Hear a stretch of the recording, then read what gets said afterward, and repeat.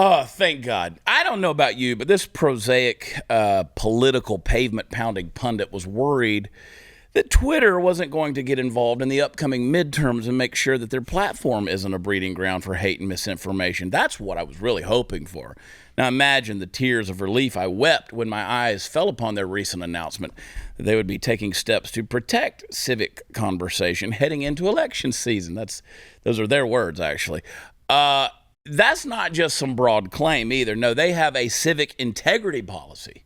That's right, for users in the United States now, which they test drove through the elections in Philippines, Kenya, Australia, Brazil, and India just recently. Now, this policy is going to seek out tweets that, quote, undermine confidence in an election or give, quote, misleading information about how you can vote. It's also going to, and here's a good part, crack down on suppression, intimidation, and fake accounts. First of all, you better be careful there, Twitter, because if Elon Musk is right, you might accidentally take down your whole platform in a single blow if you go after all those bot accounts.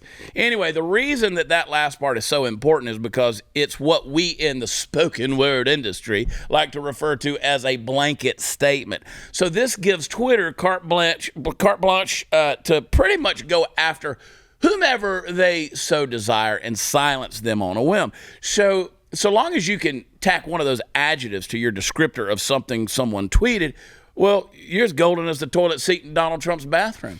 Now, I don't want to tread too much over threadbare and worn territory because we've been talking about this for years on this show, about the excesses of Twitter in pursuing anyone who might say something controversial if it happens to align with the right side of the political aisle, while conveniently leaving far more controversial figures on the left alone, except, when the woke gods occasionally demand that one of their own be devoured as a human sacrifice. I mean, shit happens. So let's deal specifically with the upcoming elections, okay? First and foremost, you have to know that the Democrats in elected office and the heads of both the mainstream and social media landscapes are collectively just pooping their pants right now just every time they contemplate November. The vision of utopia, that ever-marching coalition of ideological progressive thought, the dream of a city on a hill shining and twinkling in the sun from untold numbers of spent needles and foil wrappers covering government cheese, all of that stands upon the precipice of destruction if you're a member of the left. And I get it. It's got to be disheartening to think that by this time next year, Joe Biden might be a lamer duck than he already is, governing even more ineffectually from his isolated fortress of senility. Now, it's hard to think that, short of some situation in which the Republicans in this country slip on every banana peel and step on every rake imaginable, that we're going to see a fundamental shift away from the BS we've been living with. Now, finally, I understand the argument that Twitter is a private company and they can censor whoever the hell they want. As I've said before, I hope Elon Musk eventually buys the damn company and then shuts it down the next day. I really do. I mean, where would all the blue hairs go if they didn't have that particular nest to land in?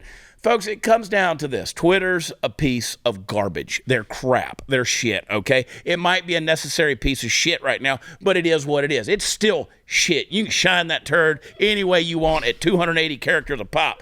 You hear the phrase parallel economy thrown around a lot, and maybe that's the answer. Maybe we need a better platform that actually gets popular enough to replace Twitter in our lives. We don't have one yet, right? That's still the town square as it is. Either way, as we move into November, if you're the type of person who tweets a lot of politics, you better clench your butt cheeks because it's about to get rowdy. You will get shut down. And I'm going to wear it like a badge of honor. Mm-hmm. Bastards. Are you on Truth Social? I am. I'm on it, but I don't use it. I don't either. I'm too busy. I'm fighting. Yes. I'm in the fight. And also, look. It takes up a lot of time to post on all of these platforms. Copy and paste. Even that,